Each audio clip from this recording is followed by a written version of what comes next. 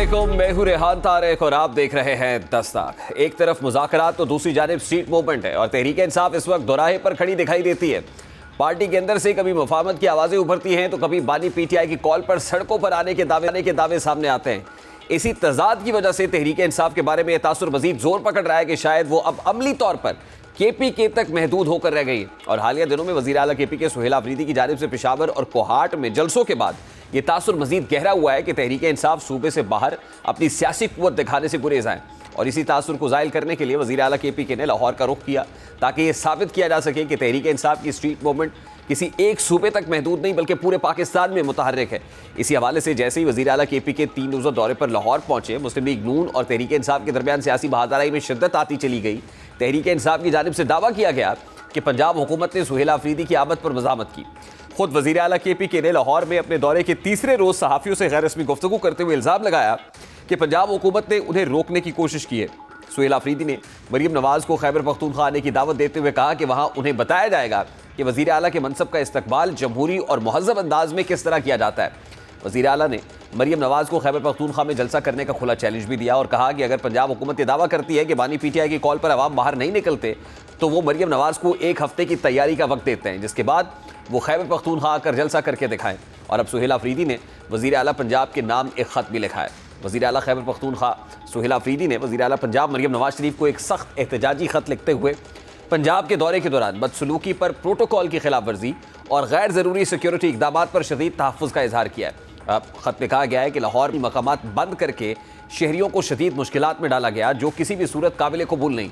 वज़ीर आला KPK ने अपने ख़त में मौक़िफ़ इख्तियार किया कि उनके दौरे पंजाब के दौरान बैनुस्सूबाई एहतराम को मजरूह किया गया, जिससे वफाकी हमआहंगी को नुकसान पहुँचा। उनका कहना था कि एक मुंतखब चीफ मिनिस्टर के साथ ऐसा रवैया न सिर्फ आइनी रवायात की मुनाफी है बल्कि जमहूरी अक़दार की भी नफ़ी है। ख़त में मज़ीद कहा गया कि दौरे के बाद वज़ीर आला खैबर पख्तूनख्वा के खिलाफ मुनज़्ज़म सोशल मीडिया मुहिम चलाई गई जिसमें उन पर मनशियात से मुताल्लिक बेबुनियाद और बगैर सबूत इल्ज़ामात आयद किए गए। वज़ीर आला सुहेल आफरीदी ने इन इल्ज़ामात को सख्ती से मुस्तरद करते हुए इसे रियासती सरपरस्ती में की जाने वाली किरदार कुशी करार दिया। वज़ीर आला खैबर पख्तूनख्वा ने वाज़ेह किया कि सोशल मीडिया पर लगाए गए इल्ज़ामात आइनी ओहदे की तौहीन के मुतरादिफ हैं और ऐसे इक़दामात किसी भी सूरत बर्दाश्त नहीं किया जा सकते। ख़त में खबरदार किया गया कि ये तमाम मामलात मुस्तक़बिल में मुमकिना कानूनी और इदारा जाती कार्रवाई के लिए बाज़ाब्ता रिकॉर्ड का हिस्सा होंगे। उन्होंने वज़ीर आला पंजाब से मुतालबा किया कि आइंदा ऐसे इक़दामात ना दोहराए जाएँ, ज़िम्मेदार अनासर का तयन किया जाए और बैनुस्सूबाई ताल्लुकात को मज़ीद कशीदा होने से बचाने के लिए फ़ौरी इस्लाहाती इक़दामात किए जाएँ। वज़ीर आला खैबर पख्तूनख्वा का कहना था कि सूबों के दरमियान एहतराम, ताउन और आइनी हुदूद का ख्याल रखना वफाक के इस्तेहकाम के लिए नागुज़ीर है और किसी भी सतह पर सियासी इख्तलाफात को रियासती रवैयों में तब्दील नहीं होना चाहिए। यानी सुहेल आफरीदी ये तासुर देने की कोशिश करते नजर आए कि पंजाब हुकूमत आमद से खौफजदा थी। तहम वज़ीर इत्तलात पंजाब उस्मा बुखारी ने इस बयानियों को मुस्तरद करते हुए दावा किया कि वज़ीर आला खैबर पख्तूनख्वा ने लाहौर में नाकाम पावर शो किया। अवाम उनके साथ नहीं थे और उन्हें पंजाब की सियासी का दुरुस्त अंदाज़ा नहीं था। आफरीदी साहब को या तो ऐसी कॉल देनी नहीं चाहिए थी। वो पंजाब के डायनामिक्स देख लेते कि अभी तक 2.5-3 साल में जब भी उन्होंने कॉल दी है उनको कभी पंजाब के लाहौर के लोगों ने रिस्पॉन्ड नहीं किया। अब भी उनको सीख लेना चाहिए। अच्छा, मेरे पास बहुत सारी बातें हैं, मैं फैक्ट्स हैं, वो कैसे चले, जगह जगह पर वो खड़े होते थे, कोई इस्तकबाल के लिए आए, वहां पे वो होता कोई नहीं था। और उसके बाद जो जबान इनके मिनिस्टर्स ने पंजाब असम्बली के अंदर खड़े होकर की है, ये हमारा ज़र्फ है कि हम उनको बर्दाश्त किया है, हम अभी भी करेंगे और इनको मेहमानों की तरह ही ट्रीट करेंगे। अब पंजाब हुकूमत का मौक़िफ़ है कि वज़ीर आला खैबर पख्तूनख्वा और उनके साथियों की जानिब से इश्ताल अंगेज़ और मुनाफरत पर मबनी तकारीर की गई जिसके बाइस उन्हें सियासी गुंजाइश नहीं दी गई। सूरत हाल उस वक्त मज़ीद कशीदा हो गई जब वज़ीर आला खैबर पख्तूनख्वा पंजाब असम्बली पहुंचे, जहाँ उनकी आमद के साथ बदनज़मी, स्टाफ और मेहमानों के दरमियान तल्ख़ कलामी और हाथापाई के मनाजिर देखने में आए। इसी तनाजुर में स्पीकर पंजाब असम्बली मलिक अहमद खान ने भी अपना रद्दअमल दिया। उन्होंने क्या गुफ्तगू की, ज़रा उसकी एक झलक भी आपके सामने रखता है। असम्बली में आने के लिए आपको एक इजाज़तनामे की ज़रूरत होती है और उसके लिए लाजमी तौर पे अगर कोई और तफसील ना हो तो कम से कम एक शनाख्ती कार्ड नंबर ज़रूर रिक्वायर्ड है, ID कार्ड नंबर। पहला ब्रीच तो उनका असम्बली गेट्स पे था। अब वहाँ पर ये कुछ ऐसे अफराद को साथ लेकर आए जिनकी हमारे पास फहरिस्त नहीं थी और जिनके पास ID कार्ड्स भी नहीं थे। घिराव जलाओ के मुकदमात में हैं जिनके अंदर उन्होंने कुछ उनके अंदर ऐसे लोग भी शामिल हैं जो कि उन इंसिडेंट्स में जिनमें रेडियो पाकिस्तान पेशावर की बिल्डिंग्स, जिनमें किला बाला हसार की बिल्डिंग्स के कॉन्विक्टेड लोग हैं जिनको वो साथ लेके फिर रहे हैं। अगर यहाँ पर वो मोहतरमा वज़ीर आला पंजाब मरीम नवाज़ साहिबा के बारे में एक इंतहाई बेहुदा ज़ुबान इस्तेमाल करते हुए इस तरह की गलीज़ और अपनी जहनी पस्ती का इजहार कर सकते हैं जिस तरह का उन्होंने यहाँ पर किया। अब एक तरफ मुस्लिम लीग नून ये इल्ज़ाम आयद कर रही है कि वज़ीर आला केपी के और उनके काफिले ने लाहौर आकर सियासी माहौल को ख़राब करने की कोशिश की, तो दूसरी जानिब पंजाब हुकूमत के मौक़िफ़ में इख्तियार किए हुए है कि पंजाब में तरक्याती मनसूबे तसलसल के साथ जारी हैं। नून लीग की कारकर्दगी मुस्तहकम है। ऐसे में खैबर पख्तूनख्वा के वज़ीर आला को अपने सूबे पर तवज्जो देनी चाहिए ताकि पंजाब में वो आकर सियासत चमकाने की कोशिश न करे। और दूसरी जानिब तहरीक इंसाफ की जानिब से ये सवाल भी उठाया जा रहा है कि अगर पंजाब हुकूमत वाकई अपनी कारकर्दगी पर मुतमईन है तो फिर वज़ीर आला KPK की आमद पर मज़ाहमत क्यों की गई, कारकुनान और पार्टी रहनुमाओं के खिलाफ थाना शादबाद में पर्चा क्यों दर्ज किया गया। इसी तराजुर में यह सवाल भी अहम है कि सुहेल आफरीदी के दौरे लाहौर का असल मकसद क्या था। बज़ाहिर उनके दौरे का मकसद यही दिखाई देता है कि तहरीक इंसाफ पंजाब में सियासी दर्जा हरारत जांचने की कोशिश कर रही है ताकि ये अंदाज़ा लगाया जा सके कि आया वो सूबे में अवामी कुव्वत मुनज़्ज़म करने की पोजीशन में है भी या नहीं। सुहेल आफरीदी के इस दौरे का एक और पहलू ये भी हो सकता है कि शायद वज़ीर आला KPK ये पैगाम देना चाहते थे कि वो बानी PTI के बयानिए के साथ खड़े हैं और उनकी हिदायत के मुताबिक स्ट्रीट मूवमेंट चलाने के लिए तैयार हैं। सियासी हलकों में इस दौरे को मुख्तलिफ ज़ावियों से देखा जा रहा है। बाज़ मुबस्सिरीन के मुताबिक लाहौर आकर सुहेल आफरीदी ने यह वाज़े करने की कोशिश की है कि उनके बारे में मफाहमत या पसे पर्दा मुज़ाकरात से मुताल्लिक़ कयास आराइयाँ बेबुनियाद हैं। ताहम यह सवाल अब भी अपनी जगह मौजूद है कि क्या तहरीक इंसाफ वाकई पंजाब में मौसर स्ट्रीट मूवमेंट चलाएगी, क्योंकि एक तरफ उसे तंजीमी और अवामी चैलेंजेस का सामना है तो दूसरी तरफ पंजाब हुकूमत की जानिब से भी सख्त मज़ामत मुतवक्के है। यही वो नुक्ता है जहाँ तहरीक इंसाफ का अगला कदम उसकी सियासी समत का तयन करेगा कि वो महज दबाव की सियासत तक महदूद रहेगी या वाकई पंजाब में अपनी खोई हुई सियासी गुंजाइश दोबारा हासिल करने में कामयाब हो पाएगी। अब तहरीक इंसाफ और हुकूमत में सियासी कशीदगी उरूज पर है। इस सारे मामले पर हुकूमत का मौक़िफ़ क्या है, फिर पाकिस्तान तहरीक इंसाफ जो दो बयानियों में घिरी हुई नज़र आती है, कन्फ्यूज्ड नज़र आती है, अब वहाँ क्लैरिटी पाई जाती है या नहीं, इस पर बात करेंगे। ब्रेक लेते हैं, ब्रेक के बाद वापस आएंगे। वफाकी वज़ीर पाकिस्तान मुस्लिम लीग नून के रहनुमा खेलदास कुस्तानी साहब ज्वाइन करेंगे इस ब्रेक के बाद हमारे साथ।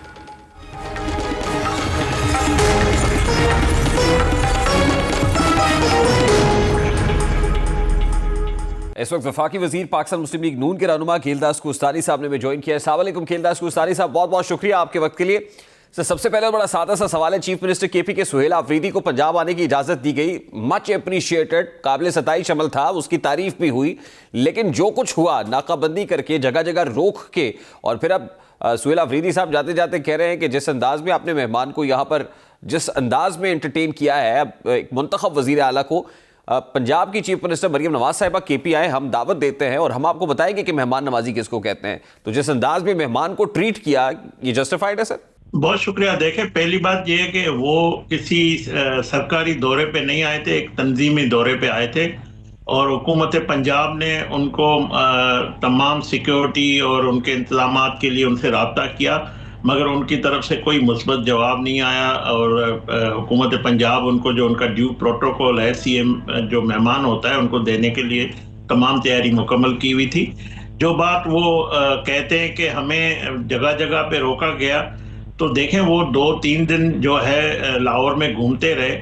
ये ज़रूर हुआ है कि सड़कों पे ना उनके लिए इस्तकबाल करने के लिए कारकुन आए थे, ना किसी ने उनका कोई वेलकम किया, ना उनके पंजाब की जो PTI की जमात थी वो नज़र आई। उसमें हमारी हुकूमत का या हमारी जमात का तो कोई कसूर नहीं है कि उनको अगर लोग तालियां बजाने वाले, नारे लगाने वाले, वो तो हुकूमत पंजाब को नहीं प्रोवाइड करने थे, वो तो उनको खुद ही लोगों को आना था। मगर मैं समझता हूँ पंजाब की आवाम ने, खुसूसन लाहौर की आवाम ने उनको मुस्तरद किया है। और जहाँ जहाँ पे भी देखें आप, जब ये कहते हैं कि हमारी बड़ी सोशल मीडिया स्ट्रांग है, अगरचे उनको कहीं रोका गया, कोई कर्फ्यू था, कोई रास्ते बंद थे, तो कोई एक वीडियो दिखा दे जिसमें इनको इस तरह के मंजर नजर आए।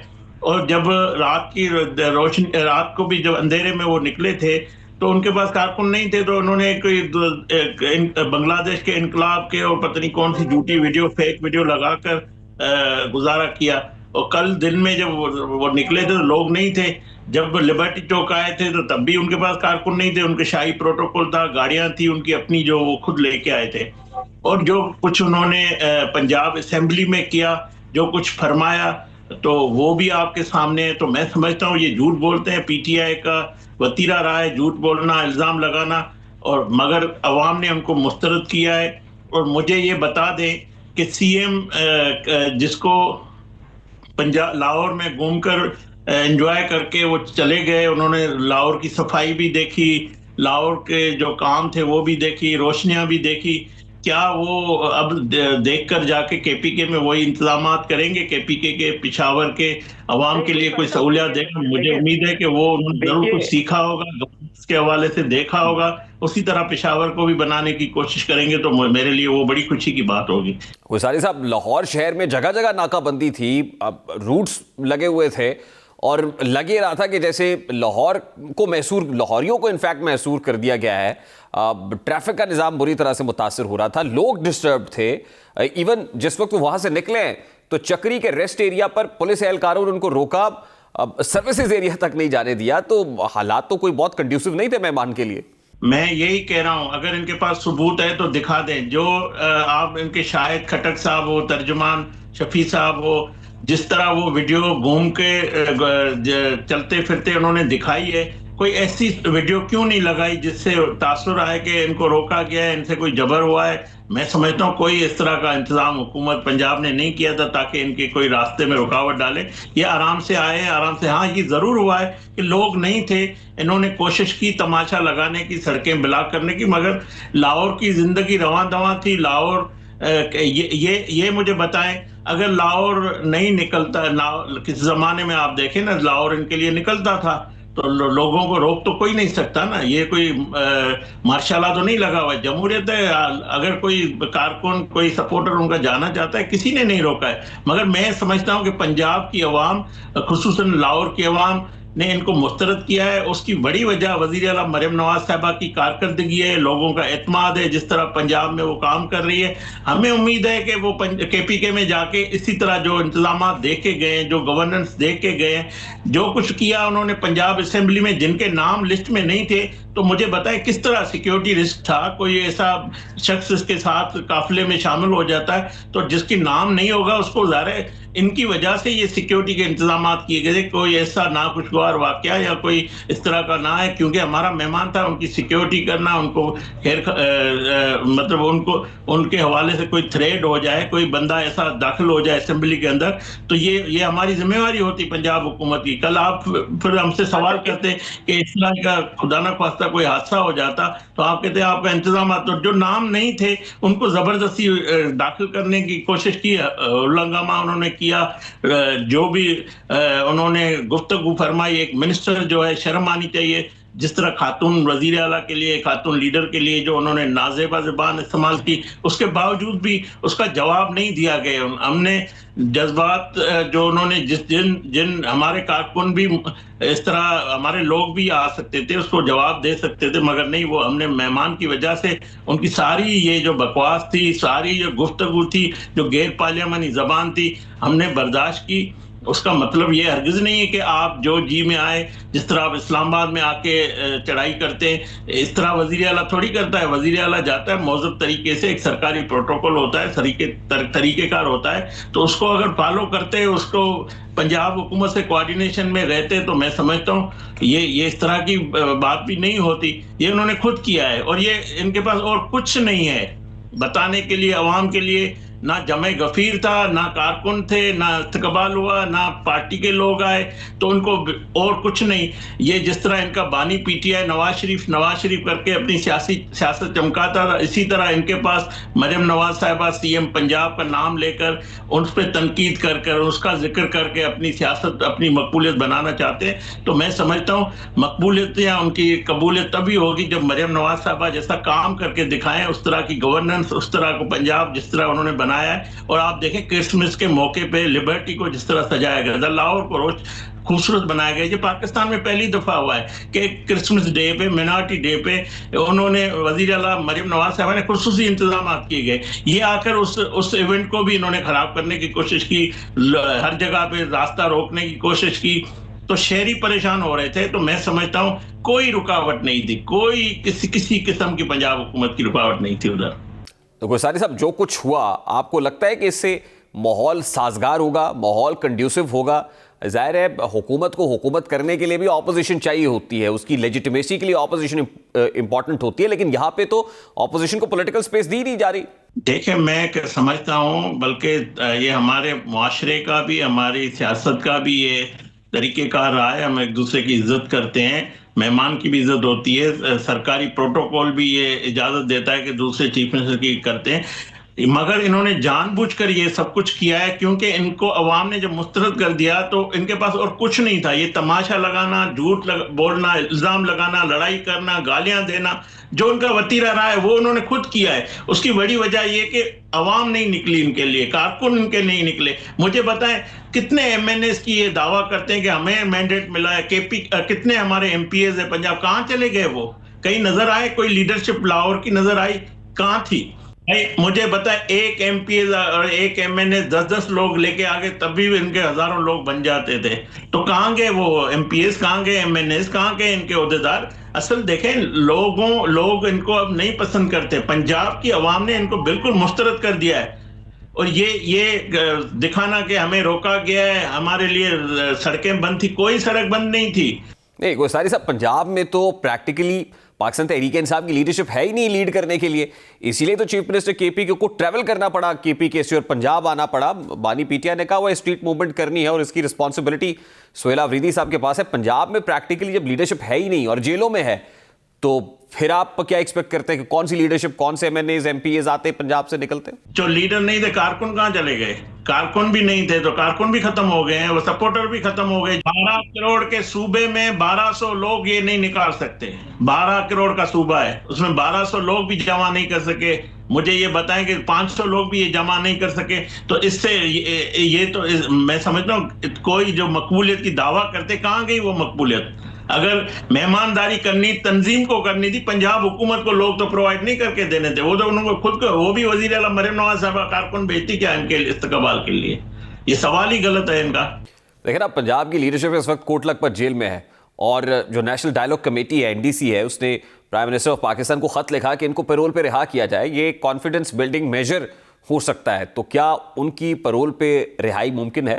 देखिए, बात यह है कि वजीर आजम शहबाज शरीफ साहब ने काबीना के इजलास में इनको दावत दी, और दावत उस रोशनी में दी कि इनकी क़यादत जो है, दस्तयाब क़यादत या इनका जो इत्तेहाद है वो बातचीत चाहता है। जो एलामिया जारी हुआ महमूद खान अचकज़ई की शक्ल में जो आया था, उसके बाद ये फवाद चौधरी साहब मुसालती कमेटी जो बात कर रही, हुकूमत बात करने के लिए तैयार है, मगर सियासतदान जो है सियासतदान से बात भी करता है। बतौर जमात मुस्लिम लीग नून डायलॉग पे यकीन रखती है, मगर डायलॉग पे मैं समझता हूँ उसमें मशरूत नहीं होते हैं शर्त, जो कोई भी मशरूत डायलॉग नहीं होते। जब आप टेबल पे बैठते हैं वहां पे रास्ते निकलते हैं, मगर क्या इनके पास मैंडेट है? आपने देखा जब महमूद खान अचकज़ई का एलामिया जारी हुआ, उसी दिन इमरान खान की बहन ने जो खुद सियासी खुदकुश बमबार है, उस तरह उन्होंने कहा कि जो बात करेगा वो इमरान का साथी नहीं है। तो मुझे पता है मैंडेट किसके पास है, और जिस शख्स को मैंडेट है, जो अडियाला में बैठा हुआ शख्स है,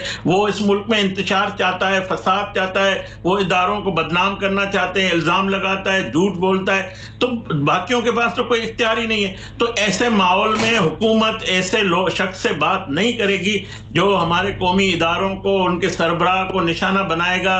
और अब यहाँ तक जो बरतानिया में ज़बान इस्तेमाल की गई है, ये तो एक दहशतगर्द कत्ल की किसी को धमकी देता है। एक मुल्क के field marshal, chief of army staff जो CDF है, उसको कत्ल की धमकियां देना और उनके ऑफिशियली अकाउंट से वो पोस्ट आना, तो क्या ये जो दस्तयाब क़यादत है इसको डिसऑन करती है? जब तक ये डिसऑन नहीं करेंगे, जब तक इनसे लातल्की नहीं करेंगे, जब तक इस बयाने से लातल्की ये मौजूदा दस्तयाब क़यादत नहीं करेगी, तो मैं समझता हूँ डायलॉग नहीं हो सकता। हाँ, पार्लियामेंट के डे टू डे बिजनेस के हवाले से जो कस्टोडियन हाउस पार्लियामेंट है, स्पीकर सरदार अयाज सादिक साहब, वो उनके दरवाजे खुले हुए हैं, आके बातचीत करें। उन्होंने भी दावत दी है स्पीकर हाउस, वहां पे वजीर आजम भी ऑन बोर्ड होंगे, तो बातचीत पार्लियामेंट के अंदर हो सकती है, मगर बतौर जमात या इनके जो बातचीत है, मैं नहीं समझता कि इस माहौल में, ये मेरी जाती राय है, मैं एक कारकुन के हैसियत से, एक पाकिस्तानी के हैसियत से समझता हूं कि बानी पीटीआई से कोई बातचीत नहीं हो सकती। उसकी वजह यह है कि जो कुछ वो कहता है, जो कुछ करता है, वो किसी भी तौरी ना कोई पार्लियामानी अंदाज है ना जमहूरी अंदाज है। वो एक मुसल्ह पसंद दहशतगर्द टेररिस्ट इस किस्म की गुफ्तगू, इस किस्म की अमल करता है। तो मैं नहीं समझता कि हुकूमत ऐसे शख्स से बात करेगी। तो फिर कोई सारी साहब, वजीर आजम पाकिस्तान ने जो डायलॉग की दावत दी, जो मुज़ाकरात से मुताल्लिक कहा, वो मुज़ाकरात की दावत किसके लिए थी, किसको कह रहे थे, मुखातिब कौन था उसमें? देखिए, वजीर आजम साहब ने जब बात की थी, वजीर आजम साहब ने यह भी फरमाया था कि हम किसी की ब्लैकमेलिंग में नहीं आएंगे। ब्लैकमेलिंग वो है जो इदारों पे हमले करते हैं, जो इदारों को निशाना बनाते हैं, जो फौज को निशाना बनाता है, कौमी जो हमारी दिफा की जमानत है, जो हमारी सलामती की जमानत है, जिसकी वजह से दुनिया में हमारा वकार बुलंद हुआ है, हमने दुश्मन को शिकस्त दी है। तो उस फातेह को, उस मार्का हक में कामयाब होने वाले फौजी जवानों की कुर्बानियों को, अगर उनको तज़दीक, उन पे इल्ज़ाम लगाना, उनके सरबराह को जो है थ्रेट देना, तो मैं समझता हूँ ये सलामती के लिए थ्रेट है बानी पीटीआई।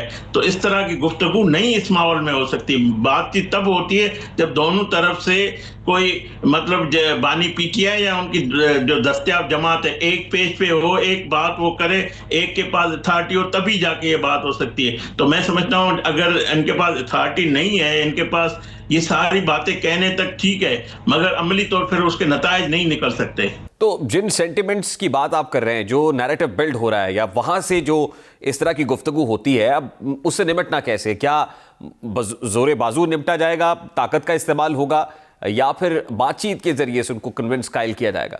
देखें, अगर कोई भी रियासत की रिट को चैलेंज करेगा, उनको ताकत से निपटा जाएगा। जो रियासत के सामने सर झुका के चलेगा, सरेंडर करेगा, इन चीज़ों से अपनी लातालकी करेगा, तो वो ज़रूर उसका रास्ता निकलता है। क्यों नहीं निकल? अगर कोई दहशतगर्द भी जब हथियार असला छोड़ता है, तो उससे भी रियासत या हुकूमत बात करती है। तो ये तो एक टोला है फसादी। मैं तो उसको जमात भी तस्लीम नहीं करता कि ये एक सियासी जमात है, एक फसादी टोला बन चुका है। अगर उस सारे बयाने से 9 मई से लेकर ये आखिरी जो इनके एक्स पे जो पोस्ट है, उनसे सरेंडर नहीं करेंगे, तो मैं समझता हूं कोई सियासी डायलॉग नहीं निकल सकता। सियासी डायलॉग सियासतदान से किया जाता है, ये सियासी ना जमात बची है, ना वो शख्स सियासी है जो जिसकी बात चलती है इनके पास।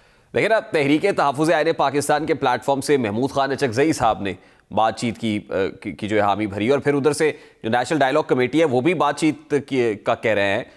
हुकूमत को इंगेज, हुकूमत ज़ाहिर है बड़ी होती है, बड़ा दिल करना चाहिए। अब मुज़ाकरात के ज़रिए से पॉलिटिकल स्पेस क्रिएट करके हालात को बेहतर भी तो किया जा सकता है। तो क्या उसको भी कोई इंपॉर्टेंस नहीं देते आप फवाद चौधरी साहब की बात सुने। उन्होंने खुद फरमाया कि हमारी हुकूमत से, वज़ीर आज़म से मुलाकात होने जा रही थी। जब बानी पीटीआई की एक्स पे पोस्ट आई, उनके बैन की जब मुलाकात हुई, उसके बाद बातचीत हमारा रास्ता, हम बात करने के काबिल ही नहीं रहे। तो इसी तरह महमूद खान अचकज़ई की जो पेशकश थी, उसकी बहन ने उसको खत्म कर दिया। तो मैं ये कह रहा हूँ, जिसके पास बानी पीटीआई जो इख्तियार है, जो बात का मरकज है, वो उस रास्ते पे है ही नहीं, वो सियासी रास्ते पे नहीं है। वो एक भटक चुके हैं, एक ऐसे रास्ते पे आके खड़े हो गए जहां पे मैं समझता हूँ कोई सियासी डायलॉग नहीं हो सकता है, और वो आइसोलेशन का शिकार है।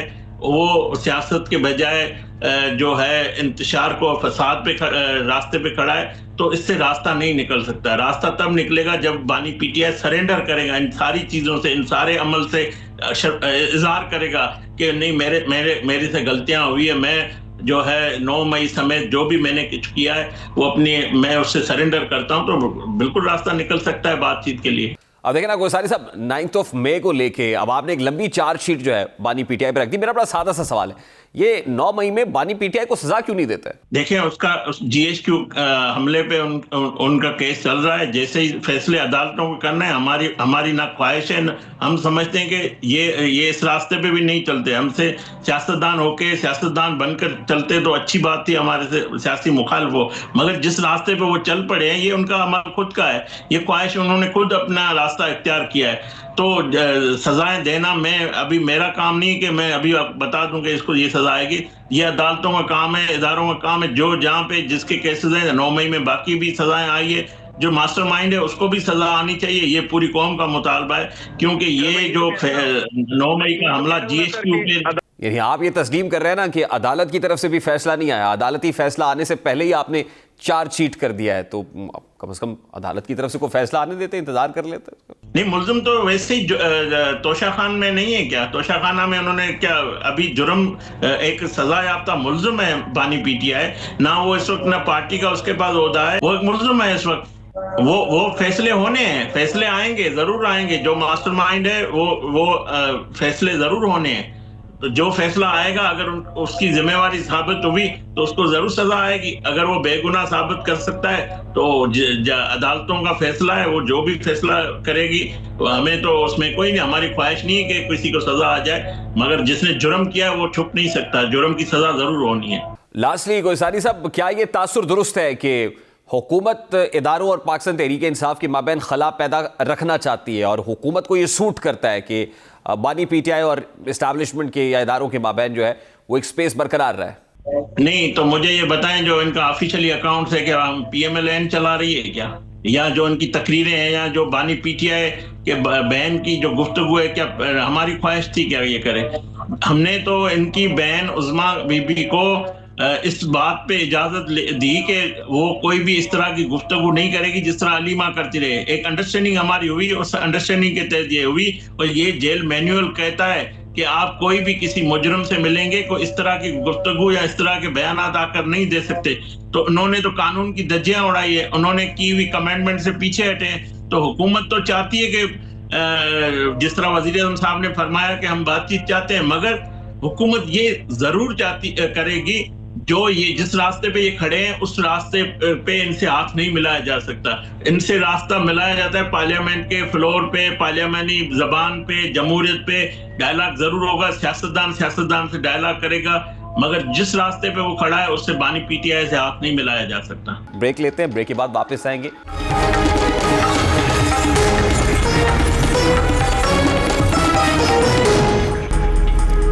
कराची सिटी कोर्ट में यूट्यूबर रजब भट्ट की अदालत पेशी के दौरान एक नाखुशगवार और गैर मामूली वाकया पेश आया, जिसने न सिर्फ अदालती माहौल को कशीदा कर दिया बल्कि एक बार फिर हसास मुकदमात में सिक्योरिटी, रवैयों और समाजी तवाजुन पर सवालात खड़े कर दिए। रजब भट्ट की ये पेशी इस्लामी शायर की मुबैना तौहीन के इल्ज़ाम में दर्ज मुकदमे के सिलसिले में थी, जो थाना हैदरी में दर्ज किया गया। वो इस मुकदमे में पहले ही अबूरी जमानत पर थे, ताहम additional district and session court Karachi में उनकी दरखास्त जमानत पर आज समाअत मुकर्रर थी। मीडिया रिपोर्ट्स के मुताबिक अदालत में पेशी के मौके पर सूरत हाल उस वक्त बिगड़ गई जब रजब भट्ट की आमद के साथ ही अदालती अहाते में धक्कम पेल और हाथापाई की इतलात सामने आई। अदालती ज़राए के मुताबिक इस दौरान शदीद बदनज़मी पैदा हुई, जिसके नतीजे में रजब भट्ट के कपड़े फट गए और उन्हें मामूली चोटें भी आईं, हत्ता कि कुछ हद तक उनका खून भी बहा। हालात की संगीनी को देखते हुए वकला ने फौरी तौर पर मुदाखलत की और बीच बचाव करते हुए रजब भट्ट को अदालत के अहाते से महफूज तरीके से बाहर निकाला। बादशाह रजब भट्ट को कराची बार मुंतकिल किया गया, जहां उनका हुलिया दुरुस्त किया गया। इब्तदाई तौर पर मीडिया और आवाम को वीडियो बनाने की इजाज़त नहीं दी गई, ताहम हालात मामूल पर आने के बाद महदूद सतह पर वीडियो रिकॉर्डिंग की इजाज़त दी गई। दूसरी जानिब अदालत ने मौजूदा कशीदा सूरत हाल को मद्देनजर रखते हुए समाअत 13 जनवरी तक मुलतवी कर दी और रजब भट्ट की अबूरी जमानत में तौसीह कर दी। अब इस वाक़े को मुख्तलिफ पहलुओं से देखा जाए तो तसादुम और धक्कम पेल का यह वाक़या इस बात की निशानदेही करता है कि पेशी के मौके पर मुमकिन खतरात का बर वक्त अंदाज़ा नहीं लगाया गया या हिफाजती हिकमत अमली मौसर साबित नहीं हो सकी। दूसरा अहम पहलू यह है कि ज़राए के मुताबिक रजब भट्ट की जानिब से वकला या अदालती माहौल के बारे में बाज़ गैर मुनासिब तशबीहात भी सामने आई, जिन्होंने कशीदगी को मज़ीद बढ़ाया। ये पहलू वाज़ेह करता है कि अल्फाज और रवैये किस तरह पहले से हसास सूरत हाल को मज़ीद ख़राब कर सकते हैं। तीसरा पहलू वकला के किरदार और पेशा वाराना जिम्मेदारी का है। इस वाक़े में वकला की बड़ी तादाद ने बर वक्त और मुनज़्ज़म अंदाज में रजब भट्ट को तशद्दुद से बचाया। ये अमल वकला बरादरी की पेशा वाराना अखलाकियात और अदालती रवायात की अक्कासी करता है। कराची बार में रोज़ाना हज़ारों वकला पेश होते हैं और ऐसे हालात में तहम्मुल, नज़्म व ज़ब्त और कानून की बालादस्ती को यकीनी बनाना वकला की बुनियादी जिम्मेदारी है। चौथा पहलू मीडिया और अवामी रसाई से मुताल्लिक है। वाक़े के फ़ौरन बाद वीडियो बनाने पर पाबंदी इसलिए लगाई गई ताकि सूरत हाल मज़ीद ना बिगड़े और अदालती माहौल को काबू में रखा जा सके। बाद में महदूद और कंट्रोल्ड अंदाज में मालूमात फराहम करना इस बात की अलामत है कि अदालती निज़ाम और वकला ने शफाफियत और ज़िम्मेदारी के दरमियान तवाज़ुन कायम करने की कोशिश की। पाँचवा और शायद सबसे अहम पहलू कानूनी निज़ाम और समाजी तवाज़ुन का है। तौहीन मज़हब या इस्लामी शायर जैसे मामलात में अदालतों पर दबाव भी होता है और अवामी जज्बात भी शदीद होते हैं। ऐसे में अदालत का अबूरी ज़मानत में तौसी और समाअत मुलतवी करने का फैसला इस बात की निशानदेही करता है कि अदलिया ने फौरी जज्बाती फैसले की बजाय मोहतात और मुतवाज़न रवैया अपनाया ताकि आइंदा समाअत पर दलाइल सुकून के साथ सुने जा सके। बहरहाल रजब भट्ट की अदालत पेशी और इसके दौरान पेश आने वाला वाक़या एक फ़र्द या एक केस तक महदूद नहीं, बल्कि ये हमारे अदालती निज़ाम, समाजी रवैयों, सिक्योरिटी इंतजामात और ज़िम्मेदाराना इजहार राय पर एक वसी सवाल है। ये वाक़या याद दिलाता है कि कानून की बालादस्ती उसी वक्त मुमकिन है जब अदालती अमल को हर किस्म के तशद्दुद, दबाव और जज्बाती रद्द-ए-अमल से महफूज रखा जाए। हसास मुकदमात में बर्दाश्त, जिम्मेदारी और पेशा वराना रवैया ही वो रास्ता है जो अदल, अमन और इंसाफ को यकीनी बना सकता है। प्रोग्राम का वक्त अपने इख्तिताम को पहुंचा है। आपसे मुलाकात होगी कल। अपना रखिए ख्याल। अल्लाह हाफ़िज़।